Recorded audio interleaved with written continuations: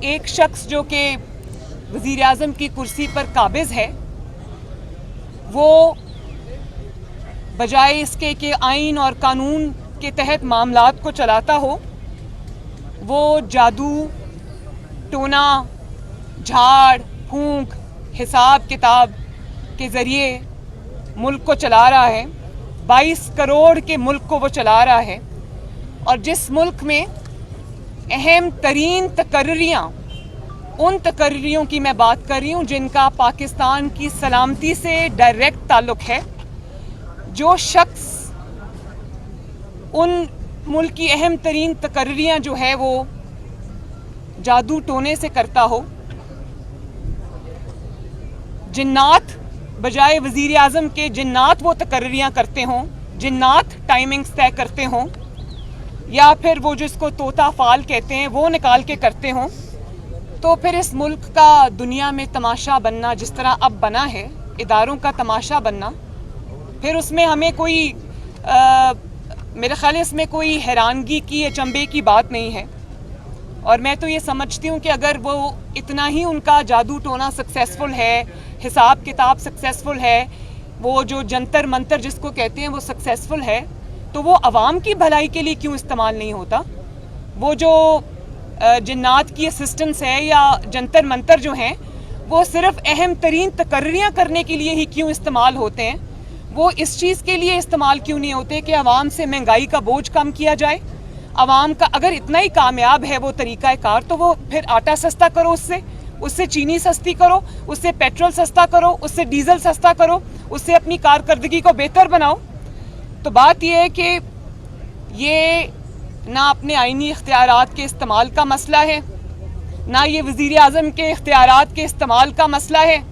نہ یہ کسی جمہوریت کا مسئلہ ہے, نہ کسی جمہوری اصول کا مسئلہ ہے, نہ ہی یہ کوئی آئینی کردار کا مسئلہ ہے. یہ اپنی ذات کو اور اپنی حکومت کو چند دن اور مہلت دینے کا نسخہ ہے. سمجھ نہیں آ رہی, پوری قوم کو سمجھ نہیں آ رہی کہ آپ نے پورے ملک کو ایٹ اے گرائنڈنگ ہالٹ آپ لے آئے ہیں. پورا ملک اس وقت بند ہے, اداروں کا ملک کا تماشا بن چکا ہے صرف اس لیے کہ ایک شخص کو آپ نے ریٹین کرنا ہے کیونکہ وہ آپ کی حکومت چلاتا ہے, وہ آپ کے اپوننٹس کو کے لیے اکھاڑ پچھاڑ کرتا ہے. تو سمجھ نہیں آ رہی کہ ایسا کیا معاملہ درپیش آ گیا؟ کیا قوم کو آپ نے بے وقوف سمجھ رکھا ہے؟ آپ سمجھتے ہیں کہ آپ کی ان حرکات اور سکنات کا قوم کو علم نہیں ہے کہ اس کے پیچھے بات کیا ہے؟ اور جب آپ یہ کہتے ہیں کہ ہم کل پڑھ رہے تھے کہ وزیر اعظم کا آئینی حق ہوتا ہے, اختیار ہوتا ہے, آج آپ کو ووٹ کو عزت دو یاد آ گئی ہے, تو میں آپ کو یہ بتا دوں کہ آپ کو نواز شریف بننے کی کوشش بھی نہیں کرنی چاہیے. نواز شریف جب ووٹ کو عزت دو کا نعرہ لے کر میدان میں آیا تھا تو وہ منتخب وزیر اعظم تھا, وہ آئینی وزیر اعظم تھا, وہ عوام کے ووٹ سے آیا تھا, وہ ایک بہت لمبی جد و جہد طے کر کے آیا تھا, اس کی ایک بہت بڑی آئینی اسٹرگل تھی جو اس کی ذات کے لیے نہیں تھی. اس کی ذات کی اس نے قربانی دی, اس نے اپنی حکومتوں کی قربانی دی, لیکن آئین کے لیے, پاکستان کے عوام کے لیے اور وزیر اعظم کے آفس کی عزت کے لیے اس نے اپنی حکومتیں قربان کر دی. اور اس طرح کی جو سٹیٹس ہے وہ اچیو کرنے کے لیے, ووٹ کو عزت دو کا نعرہ لگانے کے لیے آپ کو جیلیں برداشت کرنی پڑتی ہیں. آپ کو میں ڈکٹیشن نہیں لوں گا کہنا پڑتا ہے اور پھر اس پر قائم رہنا پڑتا ہے. آپ کو اٹک قلعے میں جانا پڑتا ہے,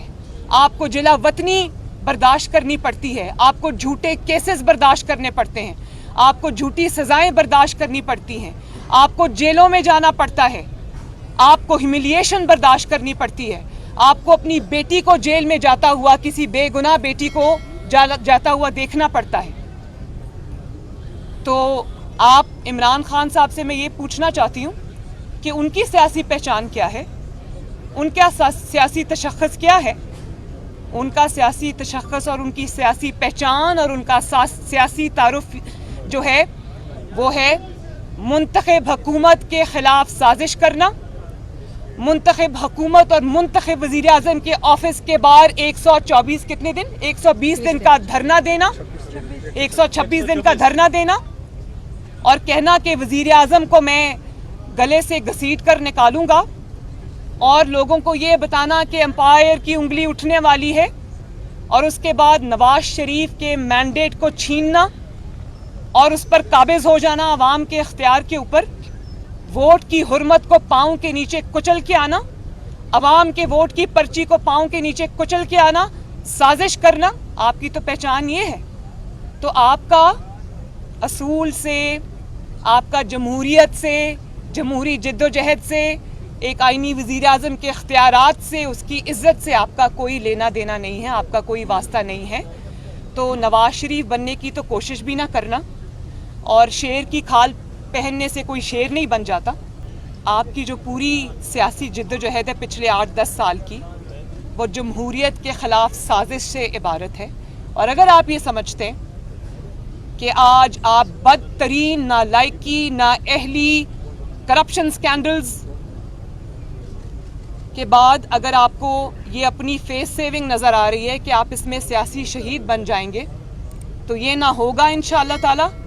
نہ عوام یہ ہونے دے گی، نہ ہم یہ ہونے دیں گے۔ آپ کو عوام کے اوپر آپ نے پچھلے 4 سال میں جو مظالم ڈھائے ہیں، آپ کو اس کا جواب دینا پڑے گا۔ آپ کو عوام کے ووٹ کو کچلنے کا جواب دینا پڑے گا، آپ کو اپنی سازشوں کا جواب دینا پڑے گا، آپ کو اتنے بڑے بڑے نالائکی کے، نااہلی کے، کرپشن کے سکینڈلز کا جواب دینا پڑے گا، آپ کو پاکستان کو تاریخی قرضوں کے بوجھ کے نیچے دبانے کا جواب دینا پڑے گا، آپ کو ان تاریخی قرضوں کے باوجود پاکستان میں ایک اینٹ، ایک پروجیکٹ نہ لگانے کا جواب دینا پڑے گا، آپ کو پاکستان میں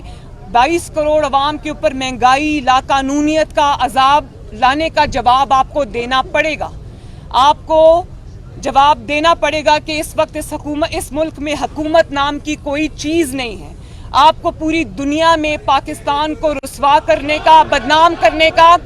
جواب آپ کو دینا پڑے گا، اس کے ذمہ دار آپ ہیں۔ اور نواز شریف صاحب جب عوام کی خاطر ووٹ کو عزت دو کا نعرہ لگا کر پاکستان میں نکلے تھے، اب عوام کے اندر نکلے تھے، تو ان کے نعرے کو پذیرائی اس لیے ملی تھی کہ ان کے پیچھے ایک سٹرگل تھی اور کارکردگی تھی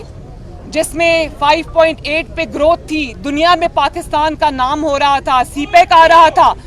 ملک ترقی کر رہا تھا۔ تو آپ کے پاس تو یہ سب نہیں ہے، اور اگر آپ اس بدترین کارکردگی کو چھپانے کے لیے اس وقت کوئی ایسا نعرہ نواز شریف کی تقلید میں لگانا چاہتے ہیں تو آئی ایم سوری، یہ اب نہیں چلے گا انشاءاللہ۔ متی اللہ صاحب ایک منٹ متی اللہ ایک سیکنڈ، ایسے نہیں۔